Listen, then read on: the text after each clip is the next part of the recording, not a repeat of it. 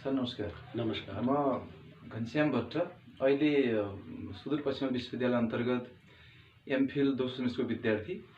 मैले चाहिँ एउटा यो पर्फर्मेन्स स्टडिज भन्ने कोर्स अन्तर्गत एउटा हाम्रो सरहरूले चाहिँ रिसर्च गर्नुपर्ने, लोकल आफ्नो कल्चर रिसर्च गर्नुपर्ने भावनाले मैले गोरा पर्व अन्तर्गत हल्लोरी गीतलाई चुनेको छु। अनि अब हाम्रो सरहरू प्रोफेसर डाक्टर अभि सुवेदी अनि अर्को सर हाम्रो प्रोफेसर डाक्टर रिजाल सर हुनुहुन्छ। उहाँहरूले चाहिँ यो फिल्डमा गर्दा एकदम राम्रो हुन्छ भन्नु भएको थियो, त्यसैले मैले यो रिसर्च सुरु गरेको छु। सबभन्दा पहिले म हजुरको परिचयबाट सुरु गर्छु सर। धन्यवाद। यहाँलाई बधाई पनि छ र साथसाथै सुदूरपश्चिम विश्वविद्यालय जो हाम्रो यो क्षेत्रको प्रथम विश्वविद्यालय यो प्रदेशको र त्यसको सम्भवतः तपाईँ पहिलो विद्यार्थीको रूपमा रिसर्च गर्दै हुनुहुन्छ कि जस्तो मलाई लाग्दैछ। पहिलोचोटिको होला सायद, किन विश्वविद्यालय धेरै एमफिल गराएको छैन अझै। त्यसैले यसका लागि तपाईँले जुन संस्कृतिको विषय लिनुभएको छ, यो विषय लिएर जो रिसर्च अध्ययन गर्दै हुनुहुन्छ, खोज अनुसन्धान गर्दै हुनुहुन्छ, यसको लागि यहाँलाई धन्यवाद। र यहाँका गुरु गाइड गर्नुहुने अभि सुवेदी र अर्को रिजाल गुरु दुईटैलाई पनि म अप्रत्यक्ष रूपमा चिन्छु। अभि सुवेदीजीको मैले धेरै कुराहरू पढेको पनि छु र उहाँहरूप्रति पनि श्रद्धा, नम्रतापूर्वक नमस्कार प्रणाम गर्न चाहन्छु। र म आचार्य घनश्याम लेखक यो संस्कृतिको क्षेत्रमा, यो परम्पराको क्षेत्रमा र मानसखण्ड क्षेत्र काली कर्णालीको संस्कृति, धर्म, परम्परा यो क्षेत्रमा म पनि एउटा अध्ययन गरिरहेको संस्कृतिको विद्यार्थीको रूपमा म आफूलाई चिनाउन चाहन्छु। र विशेष गरेर मैले संस्कृति र सभ्यता, त्यो पनि काली र कर्णाली बीचको संस्कृति, सभ्यता र धर्मको बारेमा विभिन्न कुराहरू लेख्ने, पढ्ने, अध्ययन गर्ने कर्म चलिरहेको छ। धन्यवाद सर। सर्वप्रथम सर गौरा पर्वको परिचयबाट सुरु गरौँ। अलि यसमा दुई शब्द हजुरले। गौरा पर्व, सर्वप्रथम त गौरा भन्ने बित्तिकै स्कन्द पुराणको मानसखण्डमा मैले दुईवटा शब्द पाएँ। शिवजीको लागि जगतगुरु र पार्वतीको लागि गौरी गुरु भनेर शब्द आएको छ।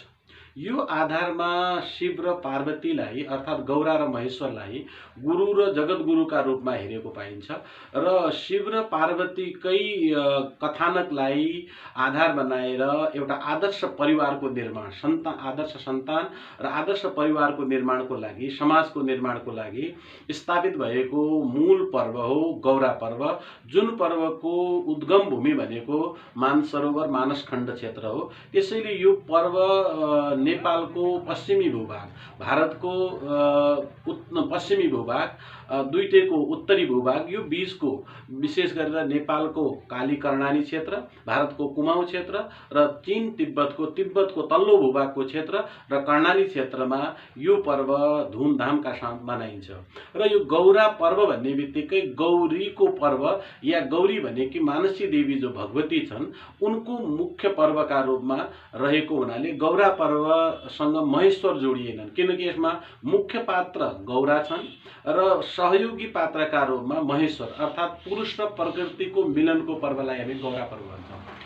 दुईटैको सृजनाले नै संसार अगाडि बढ्ने हो। पुरुष भनेका शिवजी, प्रकृति भनेका पार्वती गौरा। दुईटैको मिलन नभयो भने बालो अर्थात् गणेश भनेको रिद्धि सिद्धि भन्न सक्छौँ या सृष्टिको जनक भन्न सक्छौँ। सृष्टि हुनको लागि दुईटै चाहिन्छन्, शिव र पार्वती अर्थात् पति र पत्नी। दुईटैको मिलन, दुईटैको विवाह हुनु जरुरी हुन्छ। त्यो विवाहपछि बालोको जन्म हुन्छ। त्यही बालोलाई यहाँ गणेश भनेर भनिएको छ, बालो भनेर भनिएको छ। त्यही रूपमा गौरा पर्वलाई पनि लिएको छ। र गौरा पर्व विशेष गरेर नारी जगतको, महिलाहरूको, त्यो मानस नारीहरूको मुख्य पर्व र यो संस्कार र संस्कृति सभ्यताको र पहिचानको पर्वका रूपमा हामी गौरा पर्वलाई लिन सक्छौँ। धन्यवाद सर। सर यो भित्र एउटा हल्लोरी गीतको चर्चा नि अलिकति सुनिन्छ। यो हल्लोरी गीत भनेको के हो?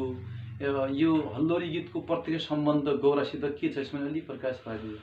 सर्वप्रथम त यो हल्लोरी गीतको बारेमा भन्नुपर्दा त्यस पूर्व हामीले थोरै भूमिकातिर जानुपर्ने हुन्छ। पहिले त यो जुन वर्तमानको 7 नम्बर प्रदेश या पछिल्लो समयमा नामकरण गरिएको सुदूरपश्चिम प्रदेश पौराणिक रूपमा यो मानसखण्ड क्षेत्र हो। यो मानसखण्ड क्षेत्रको मूल शक्ति भनेकी गौरा हुन्, भगवती हुन्। यहाँको राष्ट्रिय पर्व, अन्तर्राष्ट्रिय पर्व, राष्ट्रिय पर्व, सामाजिक पर्व, धार्मिक पर्व, आध्यात्मिक पर्व र ऐतिहासिक पर्व जुन पर्वका रूपमा माने पनि गौरा पर्वलाई हामी ऐतिहासिक रूपमा पनि यो इतिहासमा छ, पौराणिक रूपमा पुराणमा छ, लोक पर्वका रूपमा जनजनले मनाउने गर्छन्। पहाडदेखि लिएर तराईसम्म सबैले मनाउने हुनाले यो गौरा पर्व यो क्षेत्रको मुख्य पर्व हो। योभन्दा ठुलो पर्व सायद मलाई लाग्छ दसैँ तिहार पनि छैन जस्तो मलाई लाग्छ। यस्तो महान पर्व हो गौरा। त्यो पनि मानसखण्डको एउटा पहिचानको पर्व हो। र यहाँको भाषा संस्कृति जुन छ, यो मानसखण्ड क्षेत्रको जुन भाषा छ, जुन संस्कृति छ, जुन परम्परा छ, यसका जराहरू वेदमा छ। वैदिक जुन सभ्यता छ, वेदको जुन सभ्यता छ, त्यही सभ्यता गौरा पर्वमा झल्किन्छ। वेदमा शिवजीको नाम आउँछ, वेदमा गौराको नाम आएको छ, अम्बिकाको नाम आएको छ। तर मानसखण्ड क्षेत्रमा मनाइने जुन गौरा पर्व छ, गाइने जुन गीतहरू छन्, ती गीतहरू अन्य क्षेत्रहरूभन्दा भिन्न छन् र वैदिक साहित्यभन्दा अलिक भिन्न तरिकाले त्यसमा उल्था गरिएको छ। र हल्लोरी गीत भन्ने जो हल्लोरी बालाको गीत भन्ने जुन गीत रहेको छ, यसको उत्पत्तिको कुरा गर्दा जो अठेवाली भन्ने छ, अठेवाली भनेको गौरा पर्वमा नारीद्वारा सिर्जना गरिएका नारीले नै गाइने गीतहरूलाई अठेवाली गीत भनिन्छ। तिनीहरूका सर्जक को हुन् त नारी हुन्, तिनीहरूका रचयिताको हुन् त नारी हुन्, तिनीहरूका प्रयोगकर्ताको हुन् त नारीहरू हुन्। र तिनीहरू कहाँबाट आए त? नारीले नै सिर्जना गरे, नारीका लागि सिर्जना गरे। र नारी समाजमा आजसम्म श्रुति परम्परा भन्छन्, यो कण्ठ परम्परा र श्रुति सुनेर यो लेख्य परम्परामा नभएको हुनाले स्थानगत रूपमा पनि यो हल्लोरी गीतहरू, अठेवाली गीतहरू थोरै थोरै भिन्नता पाइन्छ, किनकि यो श्रुति परम्परामा छ। आजसम्म पनि लेख्य परम्परामा नभएको हुनाले यसमा भिन्नता छ।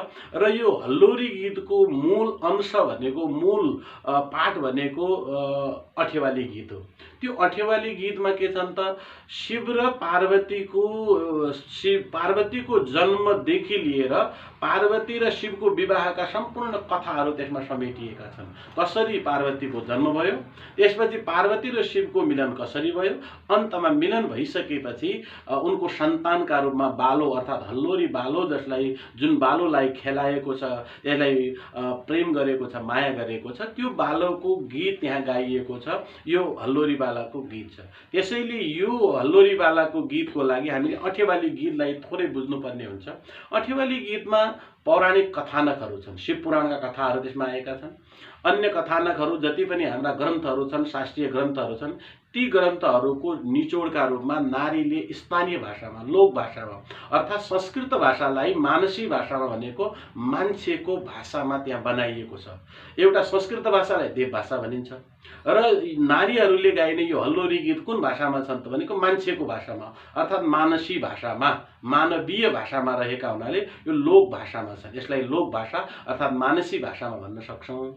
र ती गीतहरूको बारेमा कुरा गर्दा जब शिव पार्वतीको विवाह हुन्छ, विवाह सम्पन्न भइसकेको हुन्छ, विवाह सम्पन्न भइसकेपछि अब नारीहरूद्वारा जो गौराको व्रत उपासिन्छ, ती व्रतालु नारीहरू, ती मानस नारीहरू जसले गौराको व्रत लिएका छन्, उनीहरूले यो गीतलाई गाउने गर्दछन् र जसलाई हामी हल्लोरी बालाका गीत या हल्लोरी गीत भनेर भन्दछौँ। यो गीतको विशेषता भन्नुपर्दा यसको स्थानगत थोरै भिन्नता पाइन्छ, किनकि यो मैले पहिले नै भने श्रुति परम्परामा आधारित छ।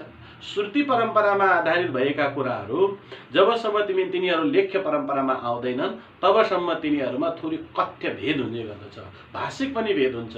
किनकि कोश कोशमा बानी र 10 कोशमा 4 कोशमा भाषा बदलिने हुनाले एउटै गाउँको हल्लोरीवालाको गीत अर्को गाउँमा थोरै भिन्नता हुन सक्छ।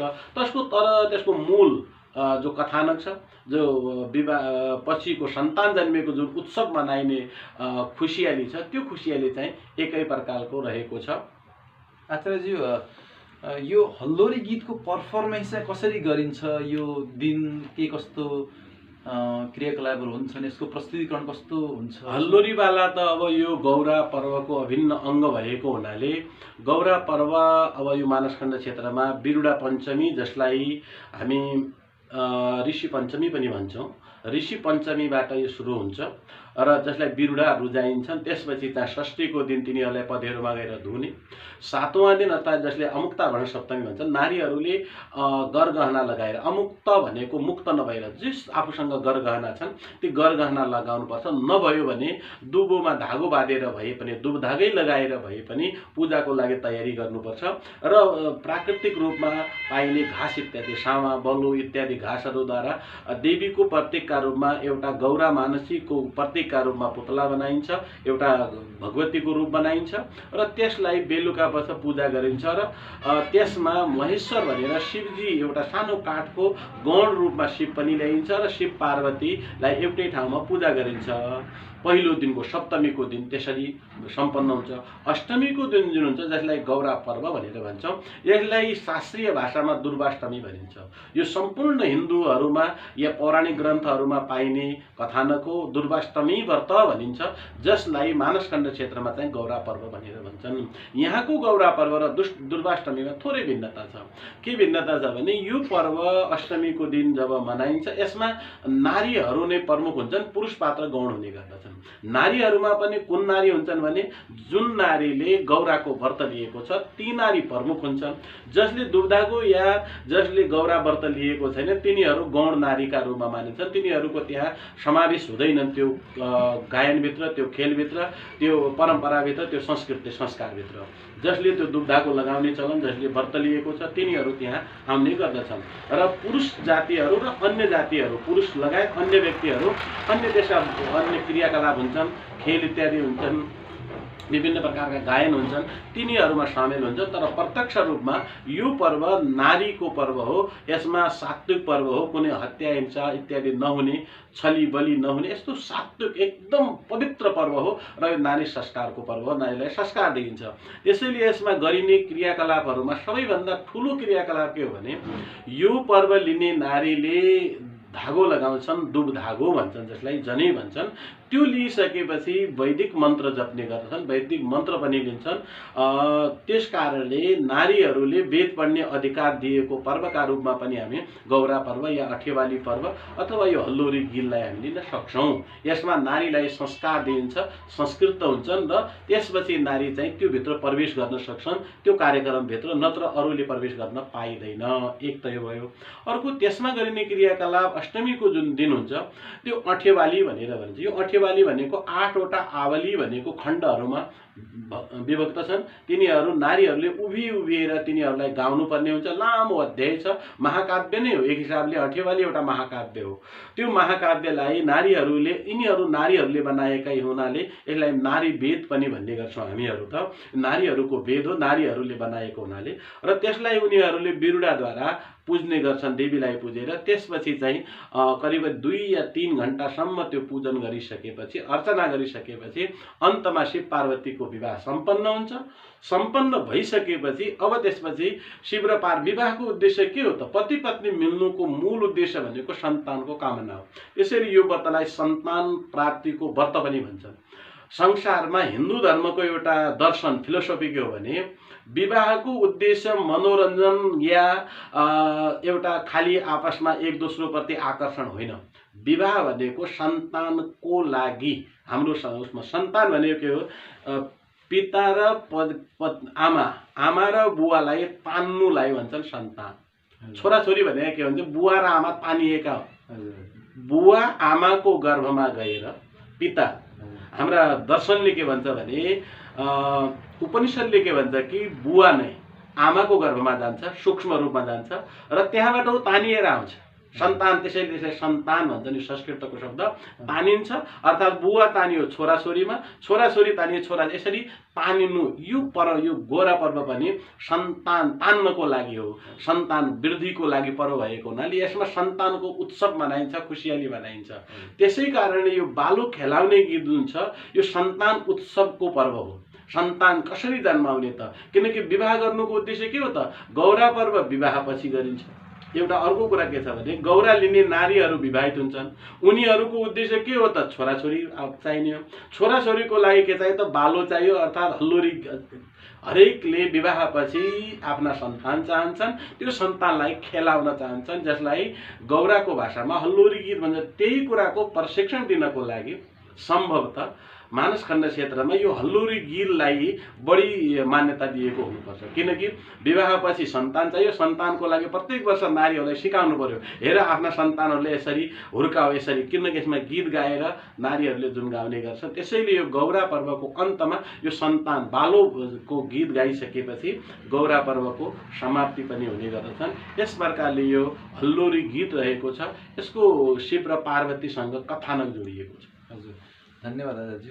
अनि यो हल्लोरी गीतले हाम्रो यो मानसखण्ड क्षेत्रमा, सुदूरपश्चिम यताउति क्षेत्रमा सामाजिक अन्तर्क्रियाको माध्यम बन्न सफल भएको जस्तो लाग्छ हजुरलाई? यो त समाजको लागि त मैले पहिले नै भने कि पति पत्नीको सम्बन्ध आमा बुवासँग छ, भाइ बहिनीसँग छ, दाजु भाउजूहरूसँग छ, साला सालीसँग सबैसँग सम्बन्धित छन् तिनीहरू।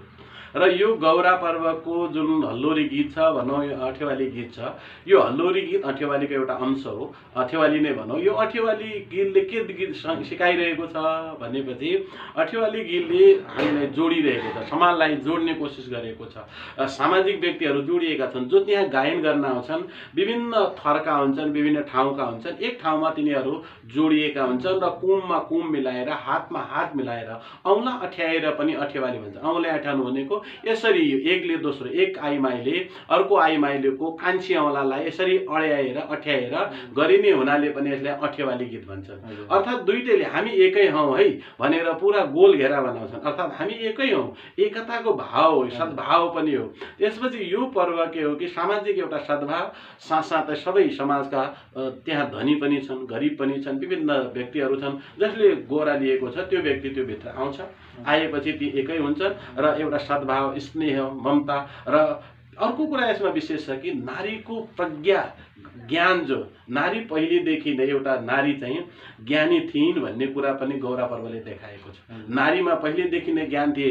वैदिक कालका नारीहरू अपाला, अश्वघोषा, कात्यायनी, मैत्री भन्ने जो नारीहरूको परम्परा छ, ती नारीहरू पहिलेदेखि नारीहरू ज्ञानी थिए, विद्वान थिए, पढे लेखेका थिए भन्ने कुरा पनि यो गौरा पर्वले झल्काइरहेको छ, यो अठेवाली गीतले झल्काइरहेको छ। त्यही प्रस्तुतिकरण हो, किनकि त्यो कुनै पुरुषले बनाएको होइन, बनाएको नारीले हो। किनकि नारी कण्ठदेखि नारीमा गइरहेको छ भनेपछि त्यसलाई सर्जक को हुन् त नारी हुन्। यसको अर्थ के भयो कि वैदिक कालदेखि, प्राचीन कालदेखि नारीहरूमा प्रज्ञा रहेछ, उनीहरू ज्ञानवान हुने रहेछन्, उनीहरू एउटा विदुषी हुने रहेछन् भन्ने कुरा पनि देखाएको छ।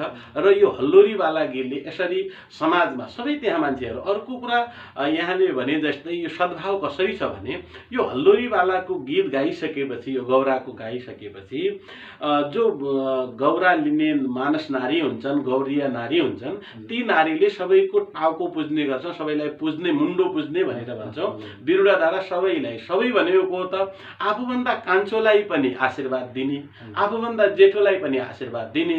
र त्यो बेलामा इष्टमित्र, सोरा, साइना भनेको जससँग हाम्रो ईर्ष्या थियो, रिस राग थियो, जससँग वैर थियो या नबोल्ने थियो, झगडा भएको थियो, तर गौराको दिन चाहिँ त्यहाँ जानुपर्ने एउटा बाध्यता छ, मान्यता छ हाम्रो यहाँ।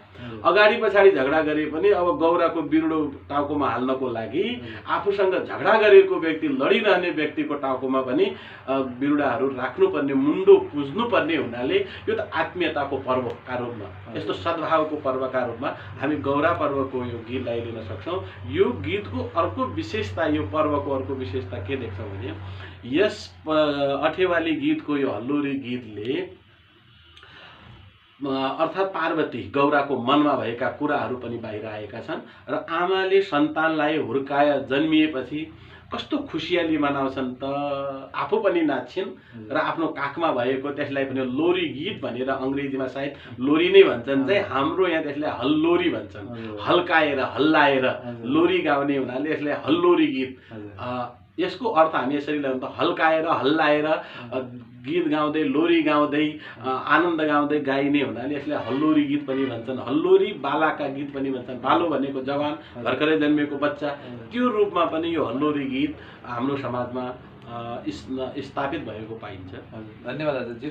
अनि सँगसँगै अब यसो भन्दा नि साँच्चीकै एउटा अतिशयोक्ति नहोला कि यो हल्लोरी गीत चाहिँ हाम्रो क्षेत्रको नै एउटा सामाजिक पहिचानको रूपमा पनि स्थापित गर्न सफल भएको छ भन्दाखेरि पनि अतिशयोक्ति नहोला जस्तो लाग्छ मलाई। अब मलाई त के लाग्यो भने, हाम्रो समाजमा सन्तान जन्मेपछि प्रत्येक वर्ष उसको जन्मदिन भनेको जन्मतिथिको दिन खुसियाली मनाउने परम्परा पहिलेदेखि नै हो। आज जसले बर्थडे भन्छौँ, जन्मदिन भन्छौँ, आज गतेको अनुसार या तारिकको अनुसार जन्मदिन मनाइन्छन्। तर गौरा पर्वमा जुन बालोको जन्मदिन मनाइन्छ, जन्मदिन हो त्यो दिन, त्यो जन्मदिन अष्टमीको दिन मात्र हुन्छ। अरू दिन यो गतेमा हुँदैन, त्यो तिथिमा हुन्छ। त्यो तिथिमा हुने हुनाले यो एउटा पहिचानको विषय पनि बन्यो। किनकि गौरा त विश्वभरि पूजिन्छन्, या पार्वती र शिव पार्वतीको पूजा वैदिक कालमा वेदमा पनि शिवको नाम नमः सम्भवाय च मयो भवाय च भने शिवजीको नाम आएको छ। पार्वतीको नाम अम्बिका भनेर आएको छ, या श्री लक्ष्मी भनेर आएको छ। तर ती पूजाहरू त विश्वको हरेक कुना काप्चामा जहाँ पनि वैदिक धर्म मान्नेहरू, हिन्दू धर्म मान्नेहरू छन्, अथवा बौद्ध धर्म मान्नेहरू छन्, सिख धर्म मान्नेहरू छन्, जैन धर्म मान्नेहरू छन्, किराँत धर्म मान्नेहरू छन्, सबैले गौरा पार्वतीलाई कुनै न कुनै रूपमा पूजेको छ। चाहे किराँत धर्मी हुन्, चाहे सिख धर्मी हुन्, चाहे बौद्ध धर्मी हुन्, चाहे सनातनी हुन्, सबैले शिव पार्वतीको पूजा गरेको छ। तर यो मानसखण्ड क्षेत्रमा शिव पार्वतीको पूजा, यो गौरा पर्व एउटा पहिचानको विषय हो। के पहिचान हो भने नारी वैदिक कालकी थिइन्, नारीले पनि वेद पढ्थिन् भन्ने कुराको पहिचान दिलाउनको लागि दुबधागो। यो दुबधागो के हो? मानस नारीको पहिचान हो एक। र नारीहरू पनि वेदकालीन शब्द पुराकल्पितो नारीणां मौञ्जी मेखलनिष्यते अध्यापनं च वेदानां सावित्री वाचनं तथा। प्राचीन कालका नारीहरू वेद पढ्ने गर्थे, गायत्री जप्ने गर्दथे र जनै लगाउने गर्दथे भन्ने कुरा जुन स्मृतिले भन्छ, यो कुराको प्रत्यक्ष प्रमाण यो मानसखण्ड क्षेत्रको यो गौरा पर्वमा देखिएको हुनाले यो नारीहरूको मात्र होइन, यो क्षेत्रको एउटा पहिचानको पर्व पनि हो। किनकि यो पर्वले हाम्रो पहिचान दिएको छ। दुबधागो लगाउने, गौरा उपासना गर्ने व्यक्ति कुन हो त? त्यो पक्का पनि मानस नारी होलिन् भनेर विश्वमा जहाँ गए पनि। किनकि यो प्रकारको नारीलाई सम्मान दिने पर्व मलाई लाग्छ मैले खोजी गरे अनुसार अरू कुनै पनि छैन। किनकि हिन्दू धर्ममा नारीले वेद पढ्नु हुँदैन भनेर भनिएको छ, तर यहाँका नारीहरूले वैदिक मन्त्र, यो गौरामा गौराको व्रत लिने नारीले वेदको मन्त्र जप्छन् र तागाधारी बन्छन्, दुबधागो पनि लगाउँछन्। त्यसै कारणले पनि यो एउटा पहिचानको विषय हो। काली कर्णाली क्षेत्र जो मानसखण्ड क्षेत्र, त्यो क्षेत्रको त्यहाँका नारीहरूको, त्यहाँका व्यक्तिहरूको, मानसहरूको एउटा पहिचानको विषयका रूपमा पनि यसलाई यस आधारमा लिन सक्छौँ। मानसको पहिचान भनेको मान्छेको पहिचान हो। किनकि वैदिक कालमा पुरुष र महिला बराबर थिए, एकै थिए, दुईटैलाई सबै चिजको अधिकार थियो र नारीले सन्तान जन्माउने अधिकार थियो, त्यसमा पुरुष सहयोगी हुने थियो भन्ने कुराहरू शिव पार्वतीको यो कथाबाट हामी स्पष्ट गर्न सक्छौँ। अनि सरको अध्ययन अनुसार यो हल्लोरी गीतको अब जो सेलिब्रेसन हुन्छ, यसलाई जो सम्पन्न तरिका छ, यो परापूर्व कालदेखि त्यो जस्ता त्यस्तै पाइन्छ, केही परिवर्तन हजुरले यसो भेट्टाउनुहुन्छ यसमा? केही अब के रहेछ भने यो संस्कृति भन्ने शब्द चाहिँ कृतिबाट समुपसर्ग लागेर बनेको। संस्कृति धर्म, यसको मूल जरो चाहिँ धर्ममा हुन्छ, शास्त्रहरूमा हुन्छ। र संस्कृति र धर्म अन्योन्याश्रित हुँदाहुँदै पनि दुईटै भिन्नै पनि हुन्छन्। किनकि यो समय सापेक्ष, यसमा केही कुराहरू परिवर्तन हुन्छ। जस्तै यो गौरा पर्वको हल्लोरी गीत जुन छ, या संस्कृति संस्कारको जुन पर्व छ, यसमा अवस्था अनुसार, व्यवस्था अनुसार, समय अनुसार, या व्यक्तिहरूको उन्नति, प्रगति र समृद्धि इत्यादि अनुसार पर्वहरू पनि अलिकति तिनमा परिमार्जित हुन्छ, तर मूल जरो चाहिँ मर्दैन। संस्कृतिको विशेषता हो, यसको मूलको मृत्यु भयो भने संस्कार सकिन्छ। यसैले मूल चाहिँ मरेको छैन। तर यसले मनाउने, गाउने परम्परा, भाषिक परम्परा भनौँ, केही परम्पराहरू कथ्य परम्परा भएको हुनाले, श्रुति परम्परा भएको हुनाले यसमा केही कथ्य परम्परामा थोरै भिन्नता पाइएको छ। किनकि मान्छेहरू बसाइसराइको कारणले, वर्तमान ज्ञान विज्ञानको कारणले आजको मान्छेले गाउने हल्लोरी बालाका गीत र एउटा सनातन रूपमा पुरानो जमानाकी आजभन्दा 10, 50, 100 वर्ष पहिलेकी नारीले गाउने गीतमा थोरै भाषिक भिन्नता पाइरहेको छ। कारण के छ कि यो श्रुति भयो, उसले आफ्नो केही कुराहरू थपेको पाइन्छ र यसलाई मनाउने परम्परा पनि जुन परम्परा पहिले थियो त्यो परम्परामा केही कुराहरू भिन्न भइरहेका छन्। किन भने यसको पहिले आजको जस्तो शोध खोज, जसरी यहाँ अहिले एमफिल गर्नको लागि या स्नातकोत्तर भन्दा माथिल्लो डिग्री दर्शनाचार्य गर्नको लागि संस्कृतमा या नेपालीमा एमफिललाई दर्शनाचार्य भनिन्छ। दर्शन, हेराइ, दृष्टिकोण गर्नको लागि त्यो दृष्टिकोण राख्नको लागि जुन खोजी गर्दै हुनुहुन्छ, यस प्रकारले यी हाम्रा संस्कृतिहरूमा यो दर्शनाचार्यको डिग्री लिने कसैले गरिएन। यसै कारण यसका गहिरा पक्षहरू खोजिएन। नखोजिएको हुनाले तिनीहरू एकले दोस्रोलाई पनि त्यसै आए जङ्गलमा फुलेको फूल जस्तै यिनीहरू भएको हुनाले यिनीहरूमा अब चाहिँ यिनीहरू लेख्य परम्परामा भइरहेका छन्। जस्तै हामीहरूले नै केही कुराहरू मैले आफैले नै केही यो सम्पादन गरे जस्तै अब यो लेख्य परम्परा आयो। हुन त म यहाँ घनश्यामजी म यहाँका माध्यमबाट एउटा निवेदन के गर्न चाहन्छु भने यो शब्द वर्म हो, गहिरो कुरा। यो अक्षरहरू जो हामीले भन्यौँ कि जस्तै म भनेको म भन्ने कुरा अङ्ग्रेजीमा अर्कै आई भन्ला, हिन्दीमा मै भन्ला, तर त्यो बुझाउने त एउटै हो। म भनेको आई भने पनि म हो, म भने पनि म हो, अहम भने पनि म हो। तर फरक के हो भने त्यो मलाई लेख्न सकिँदैन, तर हामीले त्यसलाई लिपि लेख्न सकिँदैन। लिपिको यदि कुनै हामीले बोल्ने यो वर्म हो, हामी जो बोलिरहेका शब्द वर्म भनिन्छ, त्यो वर्मलाई लिपिमा उतारिदियो भने त्यसको मृत्यु हुन्छ, मृत्यु भयो त्यसपछि। किनकि त्यसले उतार्नै सक्दैन। त्यो मैले बोलेको म भन्ने शब्द कस्तो हो त? त्यो आई हो कि म हो कि अहम हो कि के हो? त्यसैले लिपि चिन्हमा जो आउँछ, संस्कृति या परम्परालाई लिपि चिन्हमा ल्यायो भने त्यसको केही कुराहरू मृत्यु हुन्छ, हुबहु हामी ल्याउन सक्दैनौँ। त्यसैले यो संस्कृति परम्परा हामीले नक्कल मात्र गर्न सक्छौँ। यस्तो हो है, गोरा।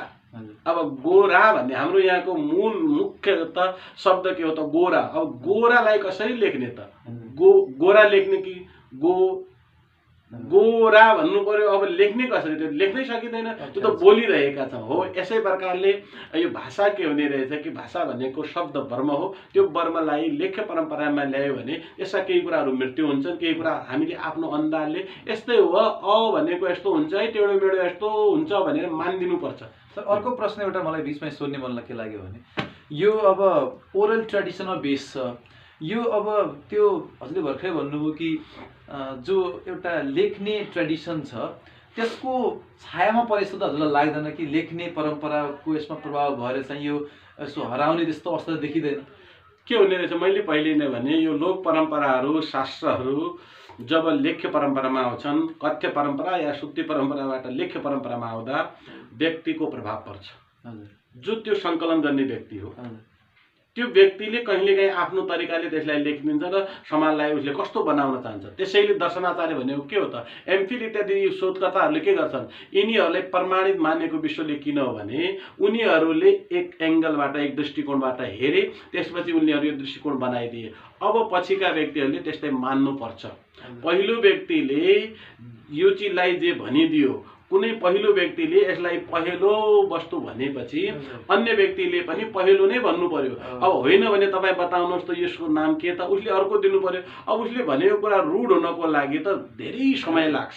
त्यसै कारणले पहिलो हेर्ने व्यक्तिको दृष्टिकोण चाहिँ सकारात्मक हुनुपर्छ। यसैले पहिलो दृष्टिकोण भनेर भन्छ।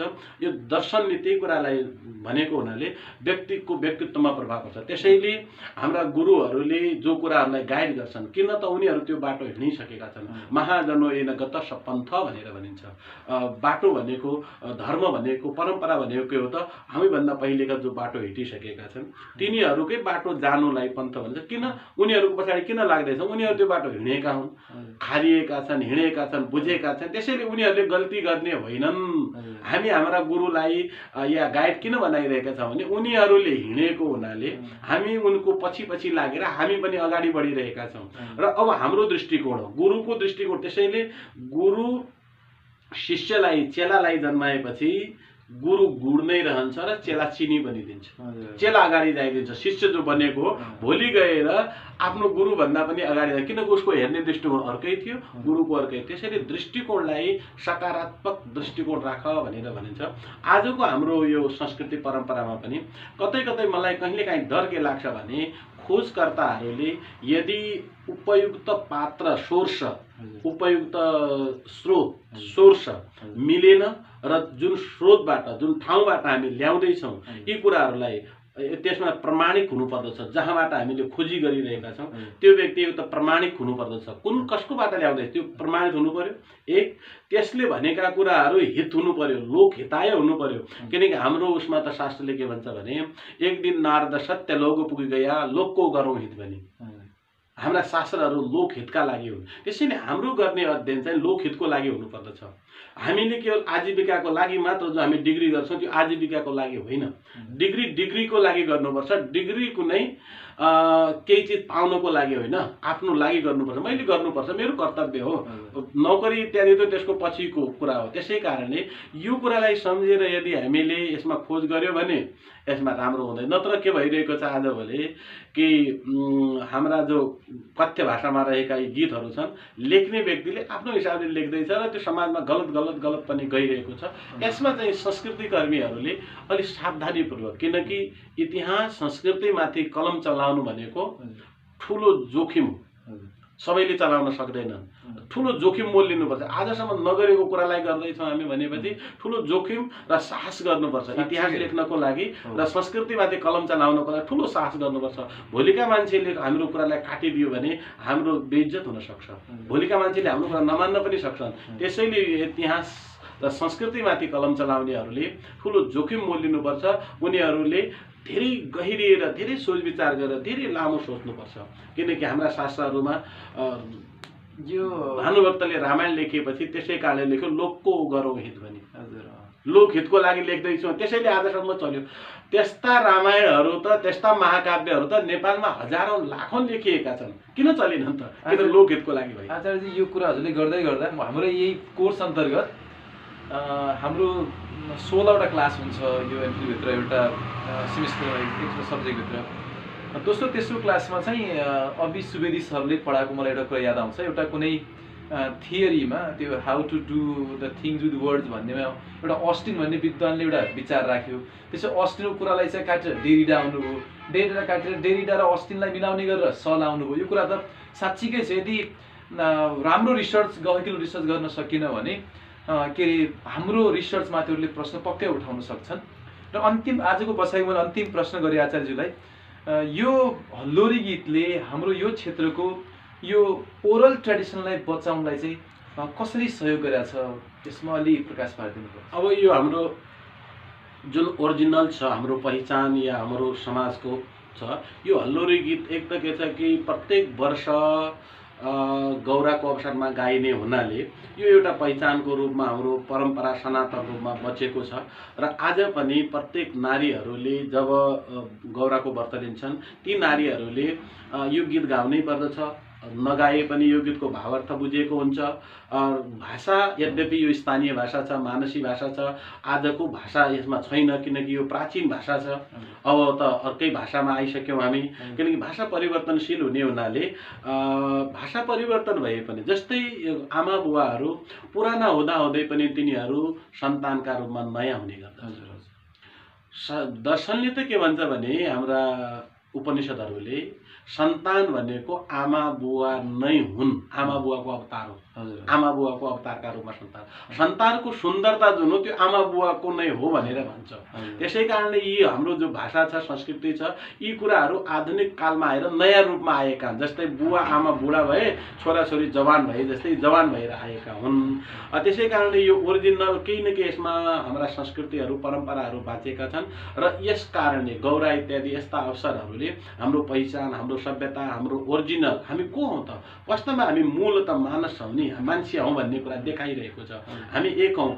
दुनियाँमा अरू जेसुकै हुन्, पति पत्नी नभयो भने सृष्टि हुँदैन भन्ने कुरालाई यो गौरा हल्लोरी गीतले देखाउँदैछ। र दुईटैको कारण के हो त? मिल्नुको, पति पत्नी मिल्नुको, दुईजना मिल्नुको या विपरीत जोडी मिल्नुको उद्देश्य के हो त? केवल त्यहाँ रमाइलो आनन्दको लागि होइन। प्रजानाम सुख कृतबोधाय भनेर भन्छ, सन्तानको लागि हो। विवाह सन्तानको लागि हुने हुनाले यसमा पनि अन्तमा जब बालक जन्म हुन्छ, बालकको जन्म हुन्छ या गणेशको जन्म हुन्छ, त्यसपछि समृद्धि आउँछ। गणेश भन्ने बित्तिकै हेर्नुहोस् यो हल्लोरी गीतले त बडा एउटा दर्शन अर्को के दिएको छ भने प्रकृति र पुरुष मिलेपछि मात्र सुख र समृद्धि आउने रहेछ। अर्थात् गणेश भनेको विघ्नहर्ता, नत्र बिग्न हुने रहेछन्। दुईजनाले मिल्नुपर्ने रहेछ, पति र पत्नीले मिल्नुपर्ने रहेछ। मिलेपछि चाहिँ उनकोबाट जन्मिएको जो नयाँ चिज हो त्यसले चाहिँ सुख दिने रहेछ। त्यसको नाम हो गणेश बालो भनेर जुन दिएको छ। यो दर्शनका रूपमा पनि हामीले यसरी पनि यसलाई हेर्न सक्छौँ र एउटा पहिचानको विषय, यो धर्मको पहिचान छ यसमा, पूर्वीय संस्कृतिको यसमा आभास छ।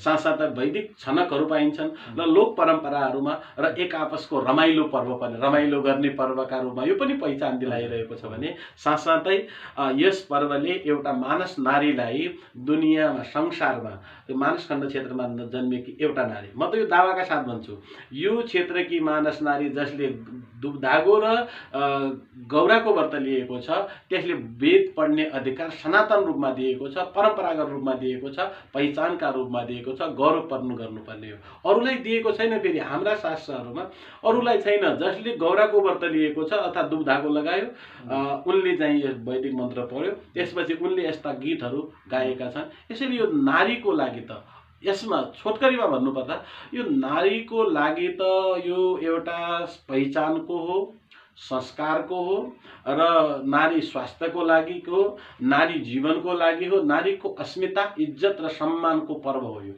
नारीको ज्ञान र विज्ञानको हल्लोरीवालाले नारीको ज्ञान र विज्ञान, नारीको अधिकार, किनकि सन्तान जन्माउने अधिकार नारीलाई मात्र छ र सन्तान हुर्काउने, हल्लोरी गीत गाउने अधिकार पुरुषलाई होला, तर यसमा छैन। यो हल्लोरी गीत नारीले मात्र गाउने हुनाले, सम्भवतः नारीले नै सन्तान जन्माउने हुनाले पहिलोचोटि उनले नै हल्लोरी गीत गाएर अनि त्यसपछि चाहिँ पुरुषलाई दिने हुनाले यो गौरा पर्वमा अन्तमा त्यसपछि पुरुषहरूले आएर फल फट्काउने, त्यसपछि त्यहाँ सामेल हुने हुनाले मलाई लाग्छ यस प्रकारले पनि यो हल्लोरी गीत आएको हुनुपर्छ। धन्यवाद आचार्यजी, हजुरले आफ्नो बिजी सेड्युलबाट मलाई समय दिनुभयो। आभारी छु म। धन्यवाद यहाँलाई पनि। यहाँले यो हल्लोरी गीत, गौराको गीत, यो मानसखण्ड क्षेत्रको बारेमा केही कुराहरू को बारेमा जानकारी मैले दिन पाएँ यहाँलाई। यो सुनिदिनु भएकोमा जो तपाईँहरू सुन्दै हुनुहुन्छ, हेर्दै हुनुहुन्छ, तपाईँ सबैलाई पनि धन्यवाद छ। यसबाट हामीलाई केही सल्लाह सुझावको अपेक्षा पनि गर्न चाहन्छौँ र हाम्रो आफ्नो संस्कृति हो, परम्परा हो, यसलाई पनि बचाउनु पर्दछ।